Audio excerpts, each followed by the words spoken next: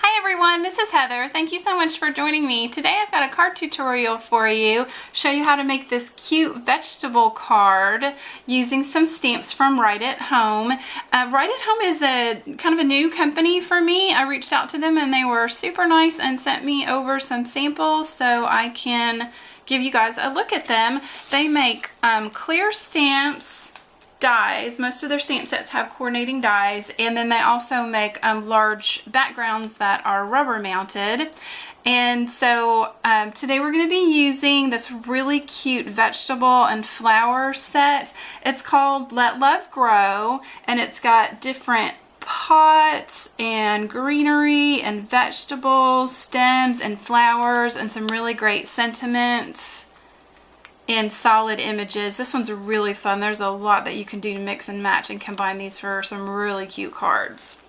So I've also got Simple Sentiments, which has some fantastic sentiments that again can kind of be mixed and matched. You can say hello there friend, sending hugs, smiles, thank you, just lots of, sets of sentiments that, can be used alone or combined. And it's got a nice bold font to it. I really like this. There's so much that you can do with that sentiment set. And then this is the grid background. Try and get that whole thing in the camera there. So this is a very large background stamp, and it is rubber mounted on foam, on cling foam. And it is really big, so you can cover a complete background of a card, or if you're doing a larger like home decor project or a scrapbook page, this is a really good large background. So today we're going to need a green cardstock base. I've just taken an 8.5 by 11 sheet of green cardstock, cut and scored it and folded in half.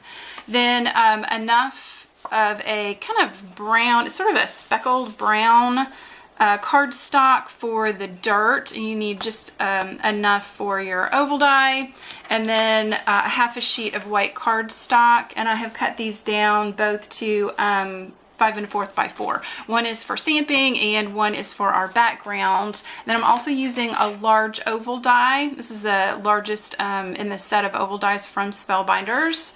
And then also a stitched hill shape. This one happens to be from Amuse Studio. So in order to get this really fun, I kind of call it like a shaded stamp technique where it's darker on one side and lighter on the other, so it almost looks like there's light shining down. I'm going to be combining two different techniques, and those techniques are second generation stamping and rock and roll, which is kind of a cool name for a really simple technique. So second generation stamping is pretty basic. All that is inking up your stamp and stamping it off on a scratch piece of paper, and then stamping it again for a lighter tone of that same ink onto your cardstock. So I'm going to grab, this is just a piece of just scratch computer paper and just a piece of my white cardstock. And so for the first step, I am using Berry Burst ink from Stampin' Up! And you can use whatever ink colors you've got on hand, but I will mention them as we go through just in case you're curious about what colors I'm using.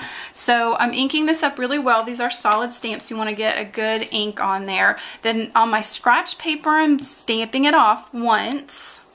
And then I'm going to go back to my ink pad and I'm going to roll the edge of the stamp on the ink pad. So that's why it's called rocking and rolling. You're just going to kind of rock just the left edge and a little bit of the top. You can hopefully see that. You probably will get some ink on your block. I have a stamp chamois handy, but we're going to be cutting these images out, so if you transfer some ink, that's not going to be a very big deal. So now I'm ready to stamp onto my cardstock, and I've got that great shaded image. So I'm going to do the exact same thing for the top of the radish. I'm using Garden Green ink from Stampin' Up! So again, I'm stamping it out, or inking it first, obviously. Inking it up really well, stamping it on my scratch paper, bringing the ink pad back over, and just rolling that left edge. So I'm a lefty, so I tend to ink up just the left side. It might be more comfortable for you to do it on the right-hand side. Again, like I said, I've got some ink on there, not a big deal. It's gonna get a little messy. And then I'm just gonna line that up over top of my radish. And now I've got that great shadow effect. Isn't that fun? It's really easy, and it's a great way to get a couple of different tones with the same color of ink pad. So the carrot stamp has two parts that layer over top of each other. So that gives it even more kind of dimension to it. So I'm using crushed curry ink from Stampin' Up. I'm gonna do the exact same thing that I did before. I'm gonna normally ink up the large section of the carrot, stamp it off on my scrap paper, roll the edge back onto the ink pad, and stamp that out. And they don't need to be in any particular spacing or anything like that because we are going to cut them out. And now I'm going to do the same thing with the center section. Ink it up, stamp it off, roll the edge, and sorry if I have a shadow here. I want to try and, that's what's great about clear stamps, is get that lined up and stamped out. So again, we have that shading. I'm using the same green ink and the exact same thing. I'm just using a different one of the vegetable tops that are available. Do my second generation stamping, rock and roll, and layer that on top. And there's one of my carrots. So I'm gonna do the exact same technique for another carrot, just in a different color, and I'm gonna be using Cajun Craze. So I've done another carrot just in a different color. As you can see, I accidentally grabbed the wrong color of ink the first time. So I just did another one, and I used, again, a different one of the vegetable tops. So all the tops are different. I'm gonna do the exact same technique with the little plant stick. Ink it up, and I'm just using the same green that I used for my vegetable tops. I'm gonna ink up just the side of that, stamp that out. And then the stamp set has lots of teeny little words, many of which fit inside of the plant stick. So I'm going to take this teeny little seeds word, and I'm just inking it up with black memento, and I'm just gonna line that up and stamp that over.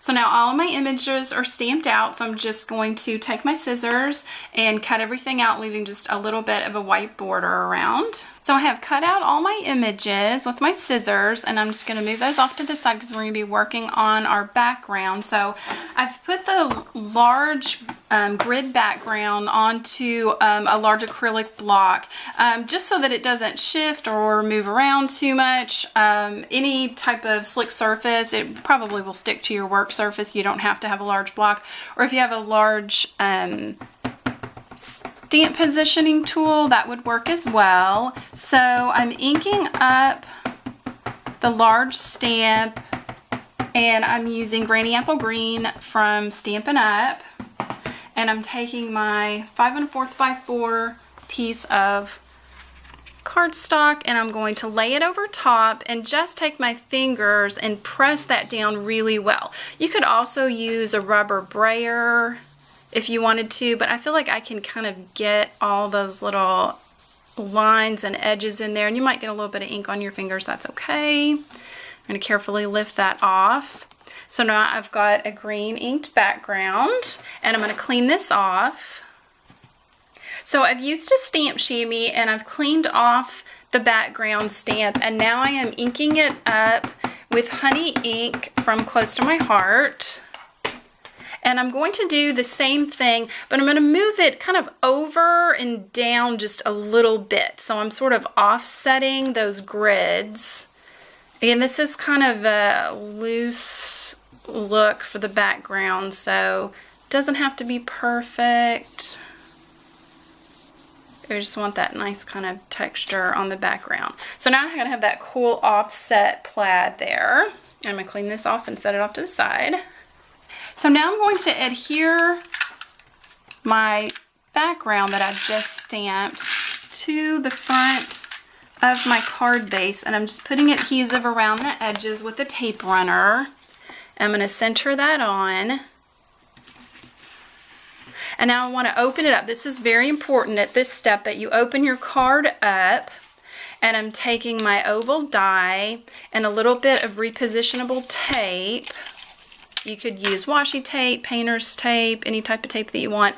I'm going to take that in place in 2 different spots, just kind of eyeballing the center. I'm going to run this through my die cut machine. So I have run this through my die cut machine, and we don't need these 2 ovals. We'll just keep them for another project. And then I've also used the exact same oval to run through on my brown cardstock. And now I'm going to place my kind of stitched hill on my cardstock, the brown cardstock that I've die cut, and I'm going to run that through my die cut machine. So now I've run that through, and I have that nice little stitched hill for our dirt. I'm going to add some adhesive to the back. So now I'm going to line this up with the opening on the front of the card so that it lines up nicely so that it will be on the inside.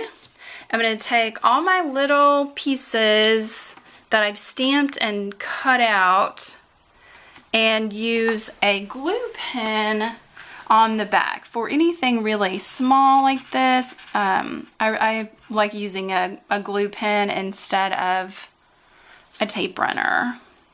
And I'm just going to start laying my pieces down and glue them all in place with the glue pen.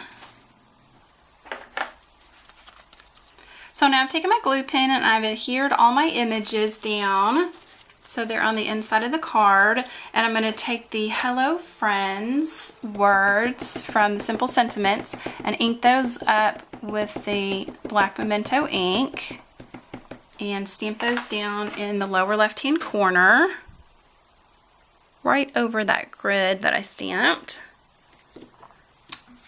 And there's our finished card.